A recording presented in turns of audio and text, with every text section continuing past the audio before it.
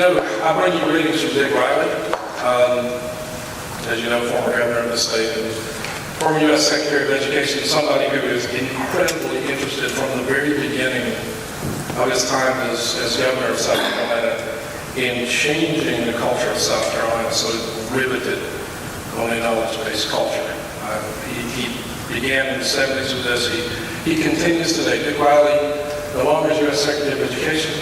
Dick Riley gives more speeches, attends more big conferences, is on more boards than he was when he was U.S. Secretary of Education. At 81 years old, he is an incredible force. Let's get to the chase on this, though. There are all kinds of reasons that we ought to be building a knowledge-based culture. It's the right thing to do for our kids that are in the pipeline, our kids that are going to be part of the democracy that we're part of in this country. But if you get to the bottom line of it, we're so interested in this primarily because we exist in a hyper-competitive global economy in the beginning of the 21st century, which South Carolina is a huge part of. We can look out and see some incredible companies around us, Michelin and BMW and Boeing down in North Charleston, and all the second and third tier companies that are associated with that. But you know what? This is a resource-poor state. I had a telephone call from a cousin of mine living in Tupelo, Mississippi, and she had this smile in her voice when I answered the phone. Bonnie's not one to smile. But she was really happy about what she had to tell me. She said, "Have you looked at the midterm 2013 census report?" I said, "No, I haven't." I had trepidation already in my voice. She said, "All I can tell you, Don, is South. Thank goodness for South Carolina." And I said, "Oh, here it comes."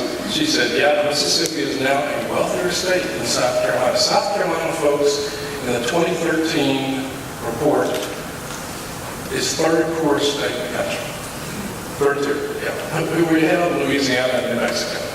West Virginia's passed us. This is not a few little dollars here and there, but they really have passed us. And that is one of the things that actually is a burden on building the kind of culture that we want to in a variety of ways. Because obviously, there are two things that we have to look at. How do we do this? And the other thing that we have to hone in, as Tom said, is public education. These are the two drivers of this conversation. If you look at public education in the state of South Carolina in the spring of 2014, you're looking at a lot of dedicated teachers, a lot of remarkable school districts across the state of South Carolina. But here's what are coming into our classrooms. 25% of all the school children in South Carolina, 25%, are in the federal abject poverty guideline area. That is, 25% of all kids coming into classrooms in South Carolina are in abject poverty, which means many of them are coming to school with not having eaten anything. They're coming to school and not having, maybe they're sick, or maybe they can't see very well, or can't hear. They're coming to school, many of them homeless. The percentage of homeless kids in South Carolina continues to rise even after the economy is beginning to go back up.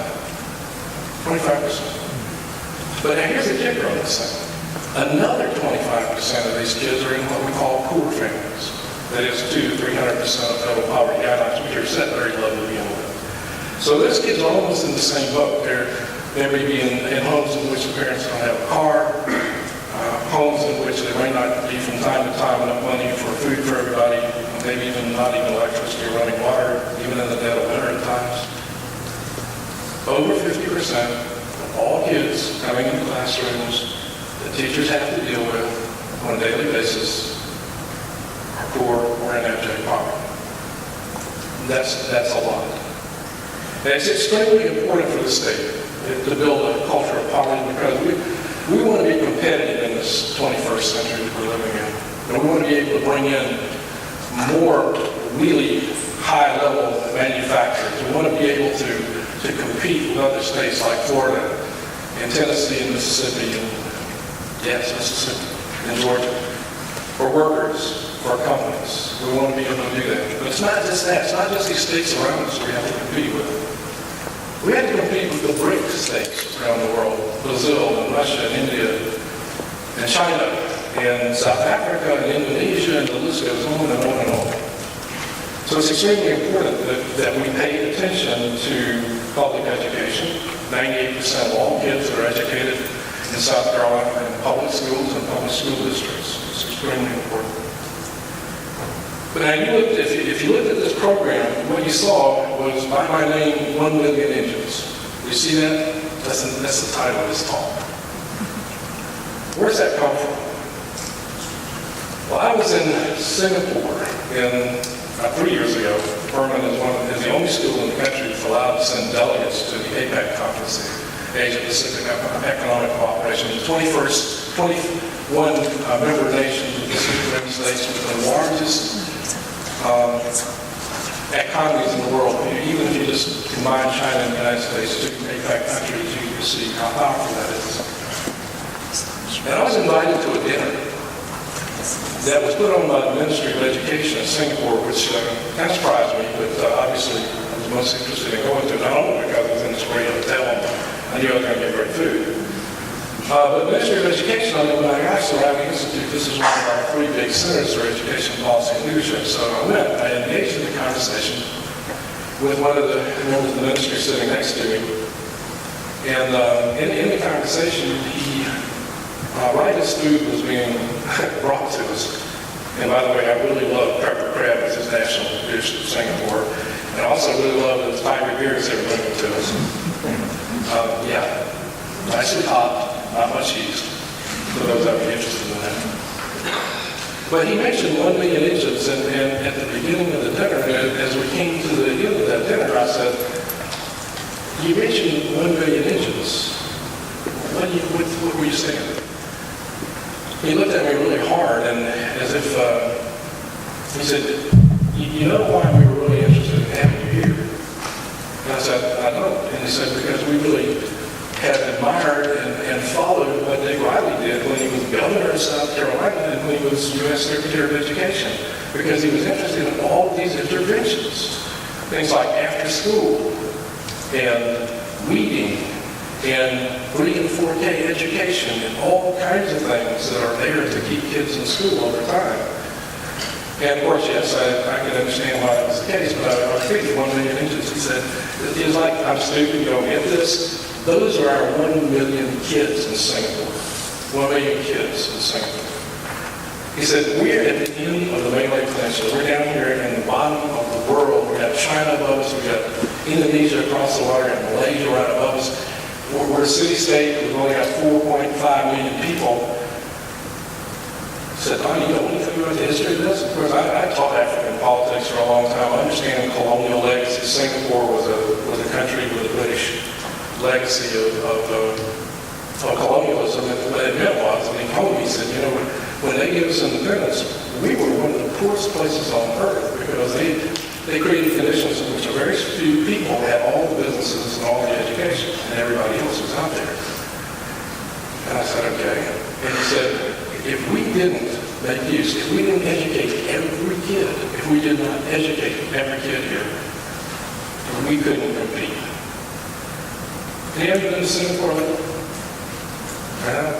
Flew into Changi Airport, which is probably the number 1 rated airport in the world. It's got its own Disney World for kids inside of it.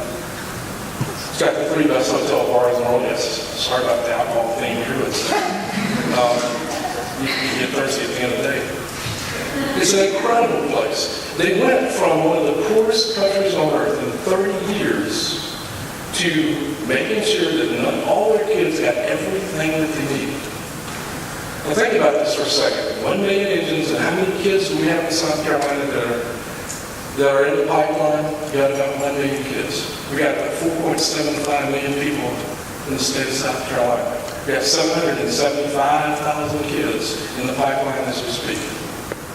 Half of those kids are in trouble when they come in.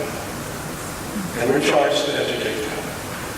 If we're going to develop a knowledge culture in the state, we're going to have to work extremely hard to make sure that those kids are educated. We're going to have to work with their parents in terms of schools, the centers of the community. We're going to have to work to build all of those things and make sure that our dropout rate goes from 25% to zero. We can do that. It's going to take all of us. It's going to take a legislature that is actually in gridlock and doesn't pay attention to poverty, doesn't pay attention to the fact that we need a lot of money to make sure that we make up for what kinds of things have held us back. We need to make sure that all of those people who are knocking the system, the bloggers who are saying we have a horrible system when we really don't, we just have a poverty-stricken circumstance, we need to make sure all of those are there. Then we can build the kind of culture of knowledge that we ought to have in South Carolina. Thank you so much.